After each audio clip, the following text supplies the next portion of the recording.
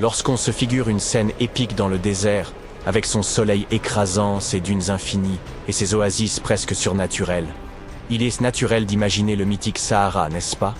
Pourtant, que diriez-vous si l'on vous apprenait qu'il y a 11 000 ans, cette vaste mer de sable brûlant avait une apparence radicalement différente? Bien sûr, personne n'était là pour en témoigner.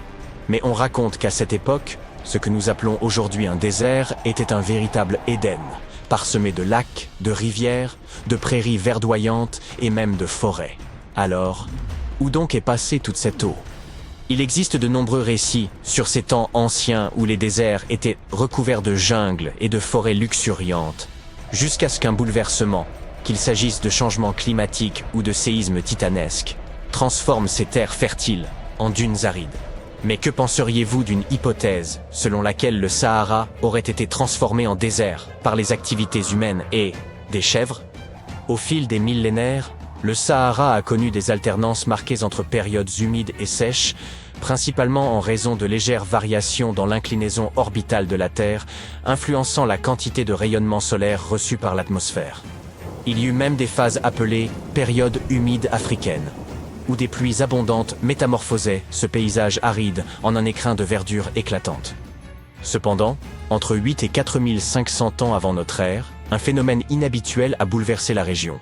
Certaines zones sont passées d'un climat humide à un climat aride bien trop rapidement pour que cela puisse s'expliquer uniquement par des variations orbitales.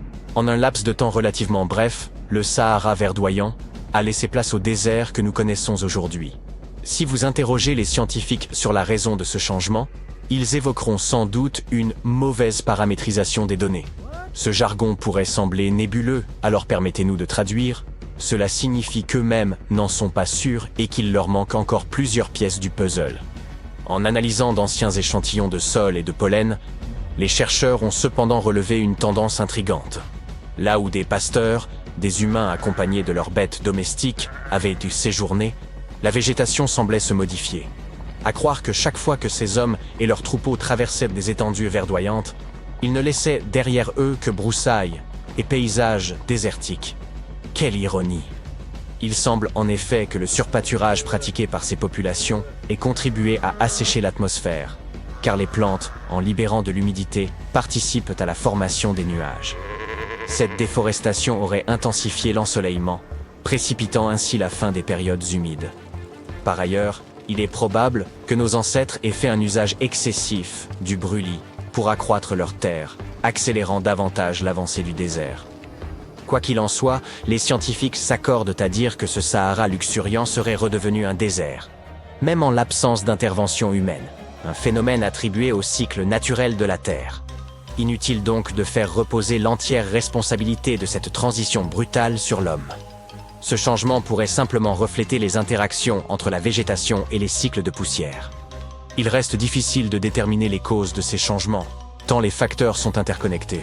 Lors de la dernière période humide, le Sahara abritait des chasseurs-cueilleurs.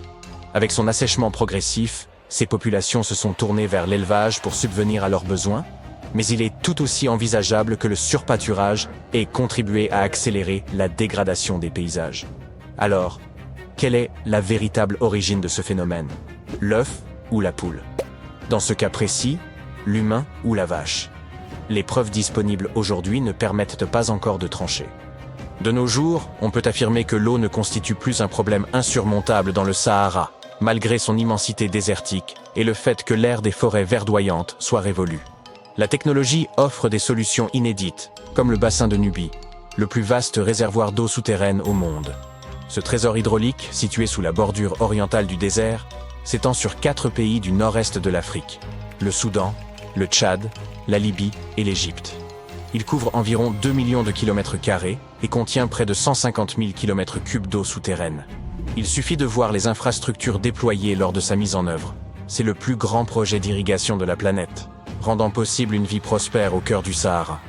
Mais imaginez vivre dans le Sahara avec une unique source d'eau. Cela paraît inconcevable, n'est-ce pas? Pourtant, les anciens Garamantes y sont parvenus, non seulement en survivant, mais en prospérant pendant près d'un millénaire, malgré l'absence de moussons ou de rivières alimentant leurs refuges désertiques. Ces ingénieux pionniers ont été les précurseurs de la vie urbaine au cœur des sables, au point d'attirer l'attention des Romains qui ne pouvaient qu'admirer leur génie. Tandis que beaucoup les considéraient comme de simples nomades, les Garamantes bâtissaient un véritable empire sous l'un des climats les plus hostiles de la planète. Mais quel était leur secret? Ils ont fait preuve d'une remarquable ingéniosité en creusant un vaste réseau souterrain pour exploiter un aquifère de grès gigantesque. Ils extrayaient littéralement chaque goutte d'eau de la profondeur des dunes. Mais des études récentes révèlent que, bien qu'ils fussent laborieux et ingénieux, les Garamantes ont également bénéficié d'une bonne dose de chance. Les Garamantes disposèrent d'un aquifère souterrain qui acheminait l'eau jusqu'à une colline où ils mirent en place plus de 500 foggiaras, des systèmes d'irrigation remarquables, certains s'étendant sur plus de 4 km. Ces dispositifs fonctionnaient comme une paille, permettant l'irrigation de leur culture pendant près d'un siècle, d'autant que de faibles précipitations suffisaient à recharger le système. Cependant, le manque de pluie finit par épuiser cet aquifère. Pour en exploiter à nouveau les ressources, il aurait fallu creuser davantage de tunnels et mobiliser un plus grand nombre d'ouvriers. Une tâche complexe dans un contexte marqué par des pénuries alimentaires et hydriques. Vous devinez sans doute ce qu'il advint des Garamantes dans de telles conditions. La disparition de la culture garamante semble liée à plusieurs facteurs. Les changements climatiques ont probablement joué un rôle, mais il est également plausible qu'ils aient surexploité leurs réserves d'eau. À l'époque, le Sahara était une région fertile, grâce notamment aux ingénieux systèmes d'irrigation mis en place. Cependant, l'eau fossile étant une ressource non renouvelable, les nappes phréatiques s'asséchèrent progressivement, précipitant vraisemblablement le déclin de ce royaume dès la fin du 7e siècle. Ce déclin évoque l'histoire de quelqu'un qui remporte un énorme pactole, dilapide ses richesses et se retrouve à retourner à un quotidien bien moins enviable une fois ses économies épuisées.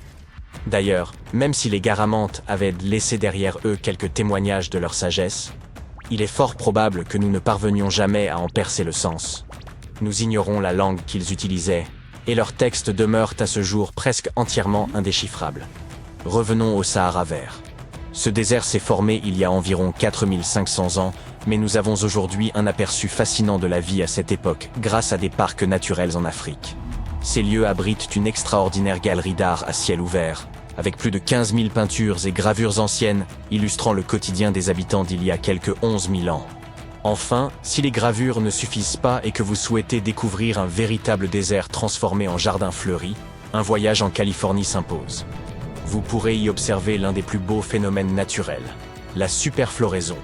Imaginez une explosion de couleurs, orange, vert, rose, dans un désert aride après plusieurs années de pluie dans des zones habituellement sèches. Ce spectacle éblouissant, visible depuis l'espace, fait du désert un tableau vivant d'une rare beauté. Ce phénomène rare se manifeste également dans d'autres zones arides et déserts, notamment en Afrique de l'Ouest et australe, en Australie occidentale et au Chili. Ces régions, où les étés sont torrides et secs, bénéficient en hiver d'un air doux et humide, offrant un cadre parfait pour une floraison spectaculaire. Les graines de fleurs enfouies dans les sables du désert peuvent patienter pendant des décennies avant de germer. Lorsque le soleil brûlant élimine toutes les herbes et que des précipitations suffisantes viennent humidifier le sol, c'est comme si les graines décidaient que leur heure est venue. À ce moment-là, des centaines de milliers de touristes affluent pour immortaliser ces paysages et partager leurs clichés enchanteurs sur les réseaux sociaux. Hélas, cet afflux représente une menace sérieuse pour ces fleurs fragiles. Si vous visitez de tels sites, veillez à ne pas les cueillir ni les écraser. Restez sur les sentiers balisés. Ne laissez aucun déchet. Et limitez-vous à prendre des photos, tout en laissant seulement vos traces de pas derrière vous. C'est clair? Très bien. Nous avons tous grandi en croyant que Stonehenge était le plus ancien observatoire du monde, mais désormais, il a une concurrence sérieuse pour ce titre. Nabta Playa a été construit à plus de 3919 km de distance, dans le sud de l'Égypte, et des milliers d'années, 7500 avant notre ère, avant Stonehenge, entre 3000 et 1500 avant notre ère, et même les pyramides de Gizeh, entre 2589 et 2504 avant notre ère. En 1973, un guide bédouin, Eid Marif, est tombé sur un étrange groupe de grandes formations rocheuses en traversant le désert du Sahara. Il a conduit l'archéologue américain Fred Wendorf sur le site situé à environ 96 km du Nil. L'ami et collègue de Wendorf affirme que l'équipe a découvert les pierres en s'arrêtant pour une pause toilette dans le désert. De toute façon, ce qu'ils ont trouvé a changé l'histoire. Au début, Wendorf pensait que les structures en pierre étaient juste des formations naturelles. Mais ensuite, il eut une révélation. Cet endroit était autrefois un lac, ce qui signifie qu'il ne devrait pas y avoir de roches naturelles ici. Il continua à revenir sur le site pendant des décennies, et au début des années 1990, son équipe découvrit finalement un cercle de pierre qui semblait s'aligner avec les étoiles d'une manière inexplicable. Après 7 longues années à essayer de percer le mystère du site, Wendorf contacta un expert en archéoastronomie. Ils étudient comment les anciens utilisaient les étoiles. Un soir, alors que l'expert était assis dans le sable frais du désert, regardant les pierres, il se rendit compte qu'elles formaient un motif irradiant à partir d'un immense tumulus funéraire. Une par une, au fur et à mesure qu'ils creusaient dans le sédiment, les mégalithes enterrés commençaient à s'aligner comme les rayons d'une roue. L'équipe avait déjà utilisé la datation au radiocarbone pour tester des échantillons provenant de foyers et de toitures en bois de tamaris trouvées à l'intérieur du cercle de pierre. Nabta Playa comptait des dizaines de pierres dressées, toutes hautes de quelques pieds. Certaines d'entre elles s'alignaient exactement avec le lever du soleil lors de jours spéciaux, et d'autres correspondaient avec des étoiles brillantes dans le ciel. À l'intérieur du grand cercle, il y avait 6 pierres spéciales qui ont peut-être été utilisées pour des rituels ou pour marquer des moments importants de l'année. Autour d'elles, 29 pierres dressées pourraient avoir fonctionné comme un calendrier simple pour aider les gens à savoir quand il était temps pour quelque chose d'important, comme le solstice d'été, le jour le plus long de l'année. Lorsque le soleil se levait juste au bon endroit, c'était un signe que la saison des pluies approchait. Le cercle de pierre était autrefois aligné avec les étoiles les plus brillantes du ciel septentrional. Arcturus, Sirius et Alpha du Centaure. Certaines pierres pointaient même vers la constellation d'Orion. En suivant le mouvement d'Arcturus à travers le ciel, ils ont découvert qu'il correspondait parfaitement au cercle autour de 4800 avant notre ère. Cela signifie qu'il s'agit du plus ancien site astronomique jamais découvert, et les habitants de Nabta Playa observaient peut-être les étoiles des milliers d'années avant même l'invention des télescopes. Il semble que cela avait une énorme signification pour les personnes vivant et voyageant à travers le désert. Il y a plus de 1000 ans, la longue, froide et sèche ère glaciaire qui avait duré des dizaines de milliers d'années commençait enfin à s'estomper. L'Afrique du Nord a reçu des pluies et des moussons massives qui ont rempli les lacs saisonniers, Playa. Ainsi, certaines parties du désert se sont transformées en oasis éphémères. Pour les peuples nomades qui parcouraient dans cette terre inhospitalière, ces pluies estivales étaient tout. Leur mode de vie tout entier tournait autour du bétail.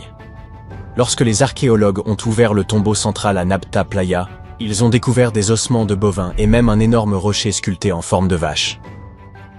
Les personnes qui l'ont construit ont utilisé les étoiles pour se guider et trouver des points d'eau cachés comme Nabta Playa, qui contenait probablement de l'eau pendant environ 4 mois par an, à partir des moussons d'été. Mais il n'y avait pas d'étoiles polaires à l'époque. Ils se sont donc plutôt orientés en utilisant les étoiles brillantes et la façon dont le ciel semblait tourner en cercle au-dessus d'eux. Lorsque les lacs étaient au plein, les pierres debout étaient en partie submergées. Et depuis la rive ouest, vous pouviez voir le reflet des étoiles sur l'eau sombre. Nabta Playa est bien moins célèbre que Stonehenge, peut-être parce que ces pierres étaient enterrées, alors que le célèbre site en Angleterre était accessible aux visiteurs depuis des milliers d'années. Malheureusement, lorsque Nabta Playa est devenu célèbre, certains touristes ont endommagé des parties en déplaçant des pierres, ce qui a perturbé les alignements stellaires anciens. Pour le protéger, les autorités ont déplacé l'ensemble vers un musée, où les gens peuvent voir les pierres et la statue de vache sculptée sans les endommager. L'observatoire égyptien n'est pas la seule construction semblable à Stonehenge. Il existe des versions qui ont été utilisées à des fins différentes. De l'Allemagne, anneau de Pemelt, et la France, alignement de Karnak, aux États-Unis, Stonehenge d'Amérique dans le New Hampshire et aux Andes dans le nord du Pérou. Ce dernier est en fait l'une des plus anciennes grandes structures jamais construites dans cette région. La place circulaire est constituée de 2 immenses murs de pierre disposés en anneaux. Elle était probablement utilisée pour des cérémonies et des rassemblements. Les scientifiques ont effectué une datation au carbone et ont estimé son âge à environ 4750 ans, ce qui signifie qu'elle a été construite avant les grandes pyramides d'Égypte et Stonehenge.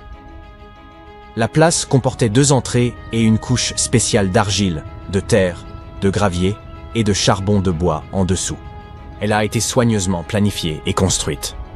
Les archéologues ont également trouvé des pièces en céramique, des cristaux de quartz et des pierres précieuses sur le site, ce qui montre qu'il s'agissait certainement d'un lieu spécial. Des gens l'ont visité pendant des siècles, mais à un moment donné, vers 500-200 avant Jésus-Christ, il a été fermé, probablement en raison de l'évolution des croyances et des traditions. La découverte la plus récente, février 2025, est celle des vestiges d'un grand cercle de bois datant approximativement de la même époque et ayant des parallèles avec Stonehenge, tout en haut au Danemark. Cette structure en plein air faisait probablement partie d'une zone spéciale où les peuples préhistoriques du néolithique final et de l'âge du bronze ancien, de 1600 à 1600 avant l'ère commune, se rassemblaient pour des rituels et des cérémonies. Le cercle était composé de 45 gigantesques poteaux en bois, formant un énorme anneau d'environ 30 mètres de large. Le bois a disparu maintenant, mais les scientifiques pensent que de hauts bois se dressaient autrefois dans les trous et créaient une impressionnante henge de bois. Personne ne sait exactement à quoi ces cercles étaient utilisés, mais les archéologues ont trouvé des ossements d'animaux et des restes de nourriture sur des sites similaires.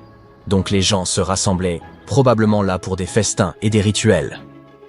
En 2024, des scientifiques ont découvert 2 cercles de pierres anciens datant de la période néolithique dans le parc national de Dartmoor, en Angleterre. Certains archéologues pensent qu'ils pourraient former un arc sacré. Beaucoup des structures de pierre de Dartmoor ont été construites en forme courbée sur les hauteurs au centre de la zone. Il y a longtemps, Dartmoor était couvert de forêts, donc les gens ont peut-être utilisé ces hauteurs comme repères importants. Un des nouveaux cercles découverts s'intègre à l'intérieur de cet arc, mais l'autre est à l'extérieur, au nord. Cela aurait pu être un point d'entrée dans l'arc. Il y a également une levée de terre près des pierres, qui ressemble à d'autres sites néolithiques célèbres, comme le cercle de Brodgar en Écosse et Stonehenge lui-même. Cela signifie que les personnes qui ont construit ces cercles ont peut-être visité Stonehenge ou en ont été inspirées. Des archéologues à Oman ont découvert d'anciens monuments en pierre appelés trilithes, qui ont reçu le surnom de Stonehenge arabe. Ils ont été achevés il y a environ 2000 ans. Mais personne ne sait avec certitude qui les a construits ni pourquoi.